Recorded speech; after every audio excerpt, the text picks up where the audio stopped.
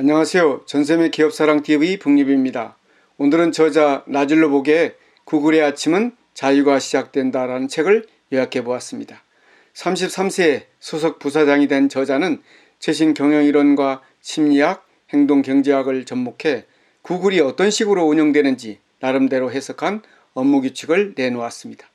오늘날 치열한 경쟁 환경에서 기업이 인재와 리더십, 문화에 다가서는 새로운 접근법을 제시하는 책입니다. 이제 북리뷰를 시작하겠습니다.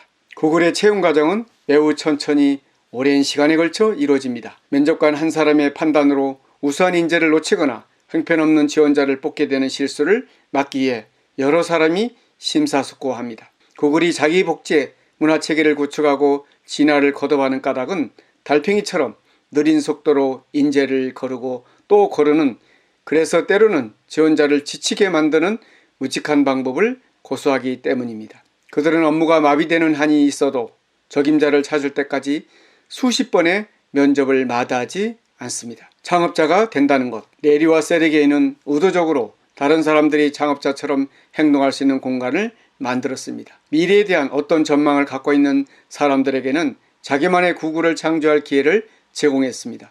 학생이든 기업 임원이든 간에 자신과 주변 사람들이 번영하고 성장하는 어떤 환경의 일부분이 되기 위해서는 먼저 그 환경에 대한 책임감을 가져야 합니다. 문화는 아침으로 전략을 먹는다. 구글을 운영할 때 지침으로 삼는 10가지 발상들입니다.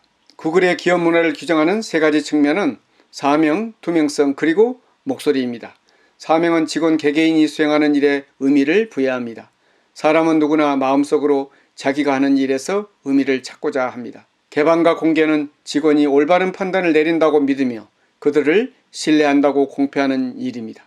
목소리는 직원에게 회사 운영 방식을 실제로 얘기해 주는 것을 뜻합니다. 직원의 목소리를 이끌어내는 것은 정확한 판단과 조직의 효율성을 더하는 핵심 요인입니다. 이러한 기업 문화를 세우려면 다음과 같습니다. 신입 직원은 모두 평균 이상입니다. 인재 채용은 가장 중요한 과제지만 사람들은 대부분 자기가 생각하는 만큼 이 일에 능숙하지 않습니다. 보다 나은 인재를 선발하는데 자기가 가진 자원들을 총동원해 힘쓸 때 어떤 교육, 훈련 프로그램이 가져다 줄 성과보다 더 나은 성과를 얻게 될 것입니다. 단기 버전으로 인재를 채용하려면 다음과 같습니다. 최상의 결과를 찾기 위한 검색. 인재 채용 시스템을 구축하는 첫 번째 단계는 모든 직원에게 채용 추천을 유도함으로써 직원 개개인이 모두 리크루터가 되도록 만드는 것입니다. 객관적인 사람으로 하여금 채용 결정을 내리게 함으로써 사람들이 자기 친구나 지인에게 자연스럽게 갖는 편견을 없애거나 누구로 때릴 필요가 있습니다.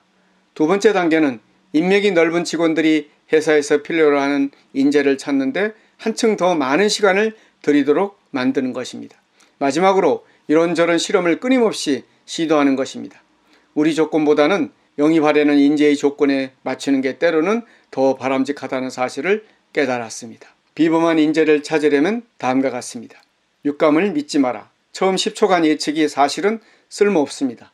면접에 소요되는 전체 시간의 99.4%는 면접 대상을 처음 본 뒤부터 10초 동안에 면접관의 머릿속에 형성된 어떤 인상을 확인하는 데 소비되기 때문입니다. 질문들에 정확하게 대답한다는 것은 기껏해야 연습을 통해 숙련되는 어떤 기술을 갖고 있음을 뜻할 뿐입니다. 최악의 경우에는 정확한 대답이 사소하기 짝이 없는 정보나 통찰에서 나왔음에도 불구하고 면접관은 그 대답을 한 사람을 똑똑하다고 판단하고 더 나아가 이런 판단을 내린 자기 자신에 만족합니다.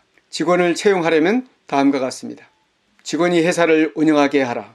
구글 직원은 창의적인 제품이라는 울타리 안에 스스로를 가두려 하지 않습니다. 조직은 훌륭한 인재를 찾는 데는 엄청난 노력을 들이지만 이렇게 해서 찾은 인재가 자신에게 주어진 과제 이외의 다른 어떤 분야에서 역량을 발휘하고 영향력을 행사할 기회를 원천적으로 차단합니다. 관리자 권한을 이양하려면 다음과 같습니다. 왜 사람들은 성과 관리를 증오할까? 목표를 가지면 그렇지 않을 경우에 비해 훨씬 더 높은 성과를 얻는다는 사실은 학문적인 연구조사를 통해서도 확인됐습니다. 그러나 수많은 목표를 세우고 또 치우는데 너무 많은 시간을 보내는 경우는 그렇지 않습니다. 성과 관리를 위하여서는 다음과 같습니다. 2개의 꼬리. 대부분의 기업 조직이 놓치는 중요한 진리가 있습니다. 그것은 성과가 매우 낮은 꼬리에 속한 직원이 사실은 성과 개선에 가장 커다란 기업의 열쇠를 쥐고 있다는 점입니다. 그리고 성과가 매우 높은 꼬리에 속한 직원이 그 기회를 실현할 방법을 성과 낮은 꼬리에 속한 직원에게 정확하게 가르쳐 줄 거라는 점입니다. 하위 꼬리 부분에 투자하면 엄청난 개선 효과를 거둘 수 있습니다. 이런 투자를 받은 직원은 회사 내에서 엄청나게 개선된 성과를 기록하거나 아니면 회사를 떠나 다른 곳에서 성공합니다. 산소 프로젝트 8가지 관리자의 특성으로는 다음과 같습니다. 2개의 꼬리를 관리하려면 다음과 같이 생각해 볼 수 있습니다. 교육훈련 프로그램 만들기. 최고의 직원이 다른 직원을 가르칠 때는 팀 혹은 회사의 성과는 기하급수적으로 개선되기 때문입니다.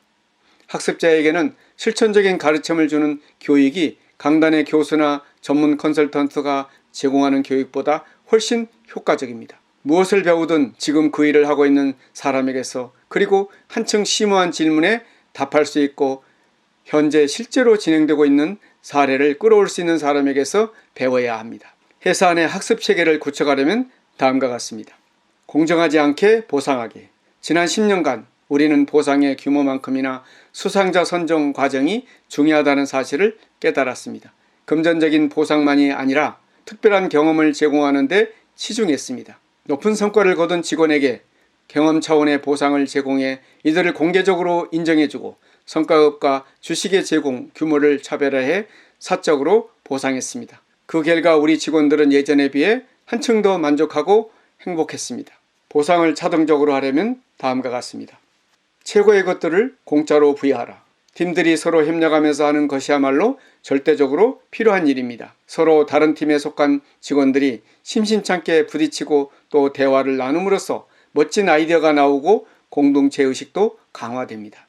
효율성, 공동체 의식, 혁신을 유도하려면 다음과 같습니다. 넛지, 슬쩍 옆구리를 찔러라. 관리자가 지켜야 할 5가지 행동 지침입니다. 신입 직원들이 자기가 필요로 하는 것을 얻기에 취할 수 있는 5가지 구체적인 행동들입니다. 슬쩍 옆구리를 찔린 신입 직원 집단은 동재 집단에 비해 자기가 한 일에 대해 피드백을 해달라고 동료에게 보다 더 적극적으로 요청했고 보다 빠른 시일 안에 생산성을 정상 궤도에 올려놓았으며 자기가 거둔 성과의 의미를 더 정확하게 파악했습니다.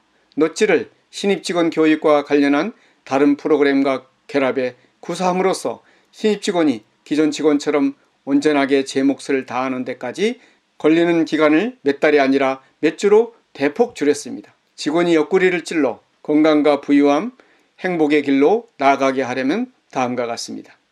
날마다 무지개가 뜨지 않는다. 개인의 자유와 조직의 지시를 조화롭게 버무리는 관건은 투명성에 있습니다. 직원들은 자기가 갖고 있는 가치관에서 조금 벗어나도록 강요하는 것으로 비칠 수도 있는 조직 차원의 각각의 조치들 뒤에 놓여있는 근거를 이해할 필요가 있습니다. 두려움과 실패를 맞닥뜨려도 끝까지 버티며 원칙을 충실하게 지키고 또 조직을 흔들어대는 온갖 사람과 힘의 소용돌이 속에서도 중심을 잡는 사람이 분명히 있을 것입니다. 실수에 대처하려면 다음과 같습니다. 구글의 아침은 자유가 시작된다. 1회분을 마치겠습니다. 감사합니다.